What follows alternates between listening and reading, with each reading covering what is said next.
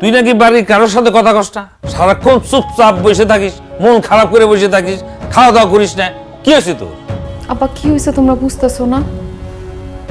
আমার স্বামী আমার রাইখা চলে গেছে, তার ছাড়া আমি থাকতে পারতেছি না। বারবার খালি আমার তার কথাই মনে পড়ে। কি করলি তুই? যেই পোলা তোর স্বাধীনতা কায়দা নিচ্ছে, তোর মানসিক ভাবে অত্যাচার করছে, আমাদের বাড়িতে এসে আমাদের কত জ্বালা যন্ত্রণা দিচ্ছে, এইটা করা যাবে না ওইটা করা যাবে না, এই বিরক্তিকর পোলার জন্য তোর মন খারাপ হয় কেন? হ্যাঁ, কারণ মা